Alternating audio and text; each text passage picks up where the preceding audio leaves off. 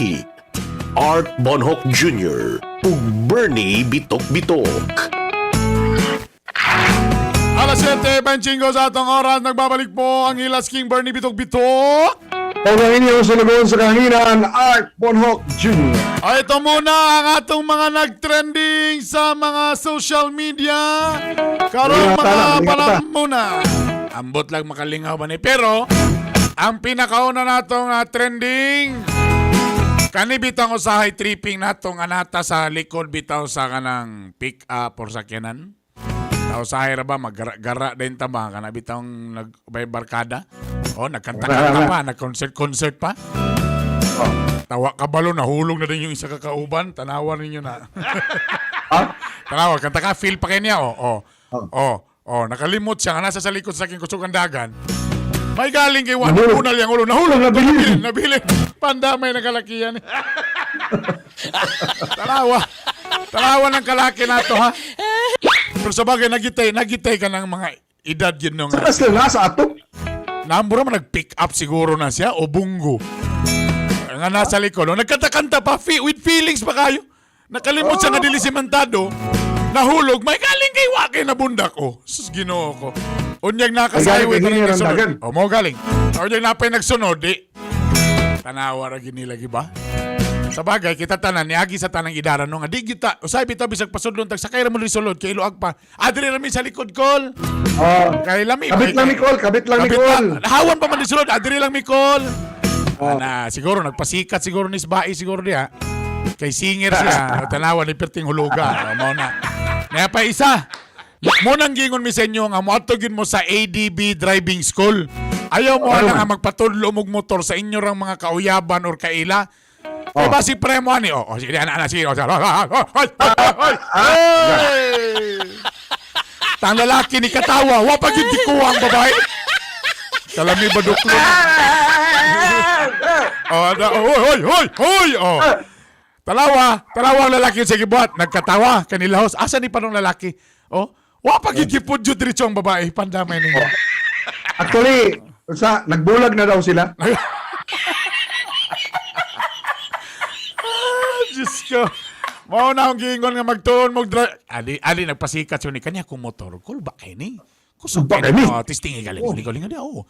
Builo ni. Arang kadahi. Mahal ni. Tagikasan ako ni. Tanawa kay testing. Ibulod gali. Tanawa din nila. Nabulag ng ilo. Wapagin man nag-helmet ang mga tipaghat. Ay helmet. Watanan. Unya, sa may feeling ni mo kagayard kung imo ng anak, makita ni mong video na, di ka ni mo maglutaw ng patayang lawas ang lakihan na. Oy, kanay ka tolo. Pero kabalo ka usay kahit. Kala bitaw na nga klase nga mga risk-taking nga mga attitude. Sa ikinahanglan din nato na kay kita usay sobra kay natong analyze ba. Sa bagay. Sabi na kay mo analyze sa mga butang. Kanay panultiyon nga too much analysis will bring to paralysis. Sa bagay pareram na no kay karong galing gamay lang kuan bully na dayon sa una biya naligon pud biya tatuod anang bully biya pod nga ginabully ta sa una kansawan ta pero naligon sa biya ta na. Kuan tanan po ba ng mga nagbully nako kuan. Nawa. Gaba. Oy, mo ni karon ang kani medyo seryoso ni nga trending mga kagahi.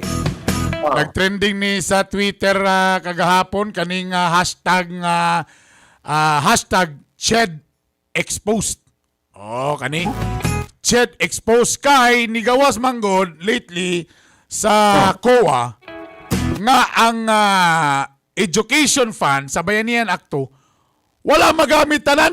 Nara ang Bayanihan Akto o Bayanihan to nga education funds wala magamit, nara sa 42%. Sa CHED. Citing sa COA report, mo ni siya, only half of its funds allocated under Bayanihan to for online learning. Kung asa dapat na sa 1.33 billion. Wala magamit. So dagang kayo'y nasuko, dagang kayo'y nagkuhan. Na yung mga commentary nakakalungkot nakakawalang gana mag-apply for the CHED scholarship. Ng mga pinana. Ano na CHED, hanggang kailan kayo magiging ganito? Ana Pedro, ay Atong ipakuan, ato ipausa si Ched Ana. I demand. Nganong wala daw, sayang kayo ang 2 billion nganong wala. Pero, naibago ni Gawas, ingon ng CHED. Ana si CHED Chairman Prospero de Vera. Nagamit na mo na 99% o bayanihan to funds. Kaya ang problema day sa COA, kutob na December ang iyahanggi kuan. Nakalimot daw sila nga ni-extend ang bayanihan to was extended until June 30, 2021. Ang COA nga gisulti is until katurang December. So, LQ sila ron. Ang Ched o ang kuha, ga-LQ ron. Ga-LQ sila. Nag-LQ sila ron. Tama ka, Kagayard. Medyo nag-LQ sila. Samantahon mo, ayaw mo patag-hatag report niya. Kana yung report ko turo nas December. Nakalimot mo. O, pwede man na. Mo yun lang ka nga, kanisya until December lang. 40% gasto. Kana. Amo ko na to ang next, ha? Ana. Ito rin nga, katong sa PhilHealth, nga wala ma-liquidate. Pero na-liquidate na dayon. Na ADI. Kuhan pa sila, nag-video pa sila, they find ways. Ito muna, Kagahi, ang atong